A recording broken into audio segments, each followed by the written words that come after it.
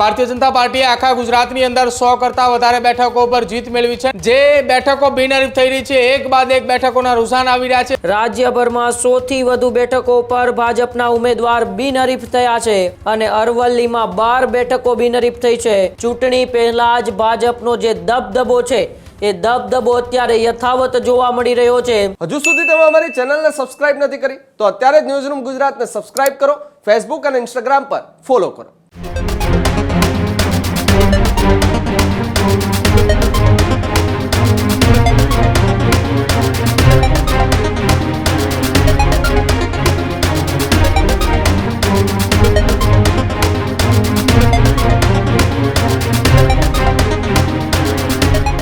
મહત્વપૂર્ણ સમાચારોની વિગતવાર વાત કરીએ તો સ્થાનિક સ્વરાજ્યની ચૂંટણીને લઈને હવે ગઈકાલે ઉમેદવારી ફોર્મ પણ ભરાઈ ચૂક્યા છે।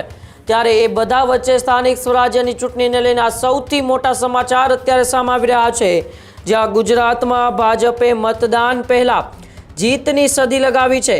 રાજ્યભરમાં 100 થી વધુ બેઠકો પર ભાજપના ઉમેદવાર બિનહરીફ થયા છે। મતદાન પહેલા જ ભાજપે આ મોટો ખેલ પાડ્યો છે, જેમાં મહેસાણામાં 35, ખેડામાં 13 અને અરવલ્લીમાં 12 બેઠકો બિનહરીફ થઈ છે, તો કચ્છમાં 9, નવસારીમાં 9 ને પોરબંદરમાં 7 બેઠકો બિનહરીફ થઈ છે, તો સુરેન્દ્રનગરમાં પણ 6, વલસાડમાં 5 અને બનાસકાંઠામાં 4 બેઠકો બિનહરીફ થઈ છે, તો આણંદમાં 4, સુરતમાં 2, રાજકોટમાં પણ 2 બેઠકો બિનહરીફ થઈ છે, પાટણમાં, નર્મદા અને ભરૂચ તો સાથે સાથે પંચમહાલ અને અમરેલીમાં પણ એક બેઠકો બિનહરીફ થઈ છે। એટલે કે ચૂંટણી પહેલા જ ભાજપનો જે દબદબો છે એ દબદબો અત્યારે યથાવત જોવા મળી રહ્યો છે। ભારતીય જનતા પાર્ટીએ ઉમેદવારી ફોર્મ ભરવાના અંતિમ દિવસે જ એ મોટો ખેલ પાડી દીધો છે ને તેમાં એ જીતની સદી ચૂંટણીના મતદાન પહેલા જ હવે લગાવી દીધી છે। 100 જેટલા ઉમેદવારો એ બિનહરીફ થઈ ગયા છે, તેમાં સૌથી મોટો એ મહેસાણા અત્યારે સામે આવી રહ્યું છે, જેમાં 35 જેટલા ઉમેદવારો બિનહરીફ થયા છે। ત્યારે વધુ માહિતી માટે સીધા જ ન્યૂઝરૂમથી મારી સાથે પ્રદીપ જોડાયેલા છે। પ્રદીપ, ફરી એક વખત ગુજરાતની અંદર ભારતીય જનતા પાર્ટીનો દબદબો જોવા મળી રહ્યો છે। ચૂંટણી પહેલા જ ભારતીય જનતા પાર્ટીએ જીતની સદી લગાવી દીધી છે અને રાજ્યની અંદર 100 કરતાં વધુ બેઠકો ઉપર બિનહરીફ થયા છે અને હજુ આવનારા સમયમાં કેટલી વધુ બેઠકો ઉપર બિનહરીફ થશે ભાજપના ઉમેદવાર? બિલકુલ ઉમંગ, ગુજરાતની અંદર ભારતીય જનતા પાર્ટીએ સ્થાનિક સ્વરાજ્યની ચૂંટણીમાં ઉમેદવારી પત્રક એટલે કે નામાંકન પત્રક દાખલ કરવાના દિવસે જ એ જીતની એ સદી લગાવી છે। ભારતીય જનતા પાર્ટીએ આખા ગુજરાતની અંદર 100 કરતાં વધારે બેઠકો પર જીત મેળવી છે ને હજી પણ રૂઝાન આવવાના ચાલુ જ છે।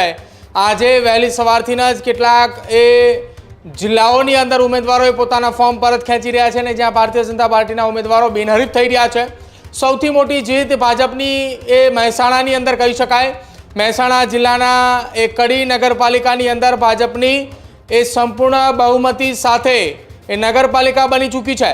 મહેસાણાના કડીમાં કે જ્યાં પૂર્વ નાયબ મુખ્યમંત્રી નીતિન પટેલનો ગઢ છે, એ નીતિન પટેલના ગઢની અંદર નગરપાલિકાની 34 બેઠકોમાંથી 22 બેઠકો ઉપર ભાજપનો ભગવો લહેરાયો છે।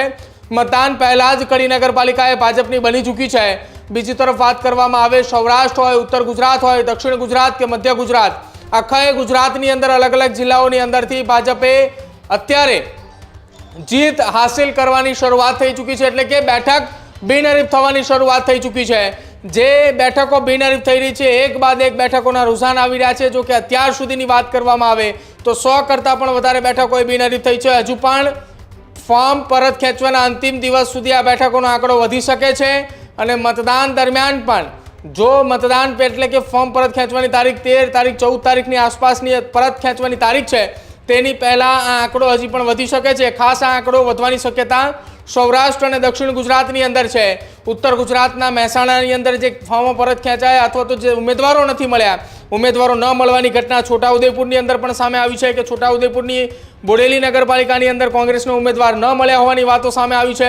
એટલે આખા ગુજરાતની અંદર ભારતીય જનતા પાર્ટીએ તમામ જગ્યાઓ પર છેલ્લી ઘડીએ ઉમેદવાર તો ઉતાર્યા, પરંતુ સામે બંને પક્ષની અંદર કોંગ્રેસ અને આપના કેટલાક વિસ્તારોમાં કેટલીક જગ્યાઓ ઉપર ઉમેદવારો નથી તો કેટલીક જગ્યાઓ ઉપર ઉમેદવારોએ ફોર્મ ભર્યા તો પરત પણ ખેંચવાની શક્યતાઓ અત્યારે દેખાઈ રહી છે। જો કે આ તમામની વચ્ચે ઉમંગ, ગુજરાતમાં ભાજપે જીતની એ પહેલી સદી નોંધાવી દીધી છે।